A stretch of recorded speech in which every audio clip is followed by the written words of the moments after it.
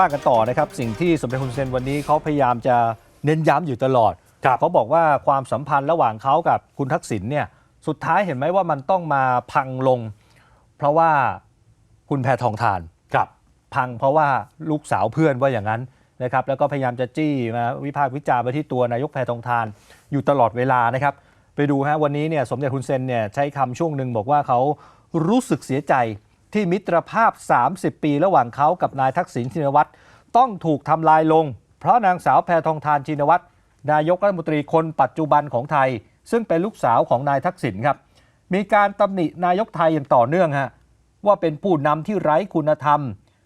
มาดูถูกเหยียดหยามตัวเขาและลูกชายเขาก็คือคุณมาเน็ตด้วยคำพูดที่รุนแรงและไม่เหมาะสมโดยเฉพาะการตำหนิเรื่องการใช้โซเชียลสื่อสารบอกว่าไม่เป็นมืออาชีพเป็นสิ่งที่ไม่ควรกระทำอย่างยิ่งสมเด็จฮุนเซนก็โต้กลับเขาก็บอกว่ามันแปลกตรงไหนผู้นำทั่วโลกก็ใช้โซเชียลสื่อสารเป็นเรื่องปกติเหมือนโดนัลด์ทรัมป์ก็ทำแบบนี้เหมือนกันแล้วเขาก็บอกว่าประเด็นที่นายกแพทองธารตำหนิเขากับคุณมาเน็ตว่าไม่เป็นมืออาชีพนี่แหละเป็นจุดเริ่มต้นฮะที่ทำให้คลิปเสียงหลุดออกมาแล้วก็ย้ำว่ากัมพูชาพร้อมนะที่จะฟื้นฟูสถานการณ์ชายแดนและการค้ากับไทยแต่ไม่น่าจะเกิดขึ้นในรัฐบาลที่มีนายกไทยชื่อว่าแพทองธารชินวัตรนี่เขาพร้อมจะเจรจาแต่ต้องไม่ใช่นายกคนนี้ครับนอกจากนี้ครับสมเด็จฮุนเซนเนี่ยยังทวงบุญคุณด้วยนะครับจากทางพรรคเพื่อไทยตั้งแต่สมัยยังเป็นพรรคไทยรักไทยเนี่ยคือสมเด็จฮุนเซนนี่ร่ายยาวเลยนะบอกว่าผมเนี่ยมีส่วนร่วมในการจัดตั้งพรรคนี้เนี่ยบอกจำไว้ว่าคุณทักษิณกับคุณสุรเกียรติอย่างที่บอกครับว่าน่าจะหมายถึงคุณสุรเกียรติเสถียรไทยหรือไม่นะฮะก่อนอื่นเนี่ยผมไปนิวยอร์กไปคิวบาคุณทักษิณมาไปหาจอร์จบุชตอนนั้นยังไม่เป็นประธานาธิบดีเหมือนคล้ายๆกับมาให้ผมช่วยเพื่อหาคอนเน็กชันทางการเมืองแต่ตั้งแต่คุณทักษิณยังเป็นนักธุรกิจนะยังไม่ได้เล่นการเมืองโดยตรง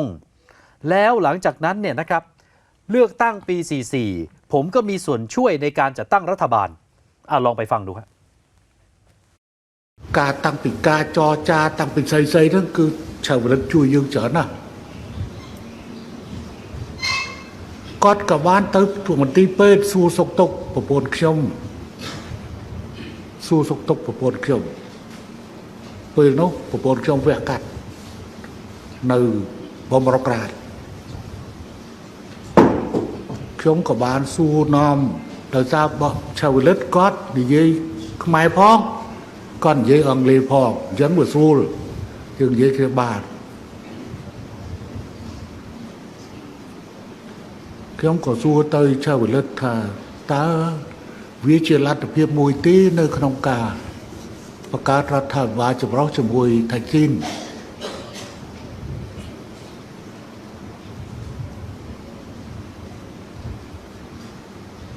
ก้อนเยทาวิจิรัตเพียบ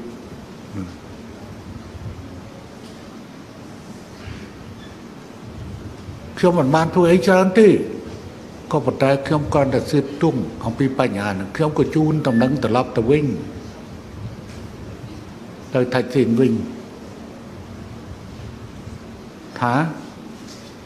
คือหาโดยชื่อวิ่งจุ่มเมียนตัวเลือกการประกาศรัฐบาลการรัฐบาลยังบานปะในการปะตอเมาดอปะตอเมาไทยจีนตระกิเธอรับมาหาเนี่ยได้ช่วยไทยจีนคือฮุนเซนเนี่ยมีส่วนตั้งแต่เริ่มตั้งแต่ก่อนจะตั้งพรรคไทยรักไทย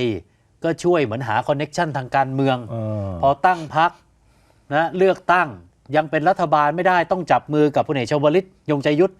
ก็ช่วยประสานอีกโอ้โหแล้วพอเป็นรัฐบาลเป็นนายกโดนรัฐประหารก็ช่วยอีกนี่ฮุนเซนเขาเหมือนทวงบุญคุณเลยฮะนี่แหละครับก็ฮุนเซนเขาก็บอกยังจำได้ไหมล่ะเหตุการณ์ที่เกิดขึ้นในอดีตมาขอให้ผมช่วยเป็นฮุนเซนทั้งนั้นที่ช่วยทักษิณมาโดยตลอดนี่ถึงจัดตั้งรัฐบาลได้ไงก็เพราะผมนี่แหละนี่ฮะโอ้โห